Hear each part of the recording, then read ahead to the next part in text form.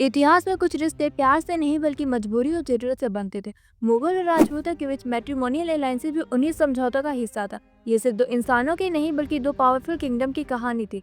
आज हम देखेंगे कि जब एक राजपूत प्रिंसेस अपने किंगडम को छोड़कर मुगल हरम में आती तो उसकी जिंदगी कैसी होती थी। उनका स्ट्रगल समझौता अपनी आइडेंटिटी को बनाए रखने की होती थी। राजपूतों के लिए शादी अक्सर लास्ट ऑप्शन होता था। उनके राज को तबाही से बचाने के लिए, अपने वंश को सुरक्षित रहने के लिए उन्हें सेक्रीफाइस करना पड़ता था। जिस दुल्हन को पूरी आजादी में पाला गया उसे एक राजनीतिक संधि के रूप में एक अनजाने दुनिया में भेज दिया जाता। जब वह मुगल महल की चौखट पर पहला कदम रखती थी तो उसे एहसास हो जाता था कि उसकी दुनिया बदल चुकी है। भाषा, पहनावा, खाने पीने का तरीका सब कुछ अलग था। वह हरम जो हजारों औरतों से भरा था, वह सत्ता और ईर्ष्या का सेंटर था। यहाँ हर रिश्ता किसी न किसी मकसद से जुड़ा था।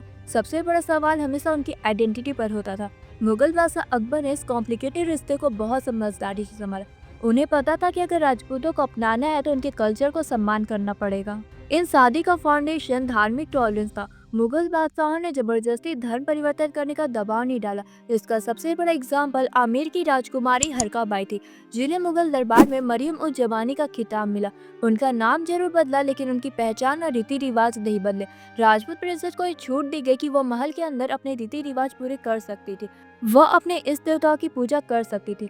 महल में हिंदू फेस्टिवल जैसे होली मनाए जाते थे और उन्हें अपने रसोई में गंगा जल का उपयोग करने का आजादी था। लेकिन इस आजादी की कीमत थी। वह कीमत थी उन्हें अपने बच्चे को मुगल वारिस बनाना पड़ता।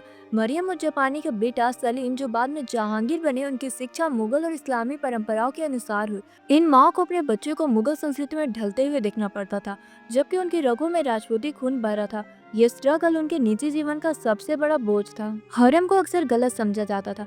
यह पावर का एक इनविजिबल सेंटर था और राजपूत रानियां कमजोर नहीं थी। मरियम उज जमानी मुगल हरम की सबसे प्रभावशाली महिलाओं में से थी।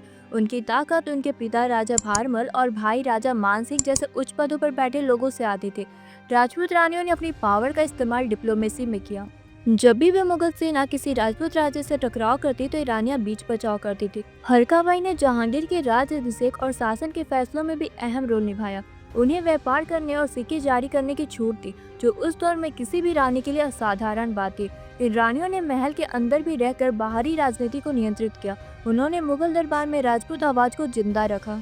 इन रानियों का प्रभाव सिर्फ शासन तक सीमित नहीं था, बल्कि मुगल संस्कृति पर भी गहरा था। मुगल निर्माण में राजपूत शैली का झलक साफ दिखता है। झरोखे, छतरी और हिंदू देवी देवताओं के डिजाइन मुगल इमारतों का हिस्सा बन गए।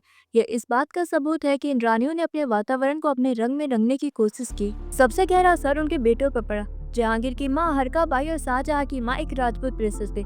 ये एम्पायर अपनी माँ और नानी से हिंदू रिवाजों और राजपूत मूल्यों को सीखते। उनकी विचारधारा दोनों संस्कृतियों का मिश्रण थी, जिसने मुगल साम्राज्य की दिशा तय की। इस सांस्कृतिक मेल ने मुगल काल के भारत के इतिहास को सबसे रंगीन और अमीर दौर बनाया। इस सत्ता और सम्मान के बावजूद इन प्रिंसेस की निजी जिंदगी आसान नहीं थी। उन्हें हमेशा ये तय करना पड़ता कि पहले बेटी का कर्तव्य निभाए या पत्नी का। सबसे बड़ा प्रॉब्लम तब होता जब मुगल फौज का सामना उनके अपने राजपूत भाई भतीजों से होता।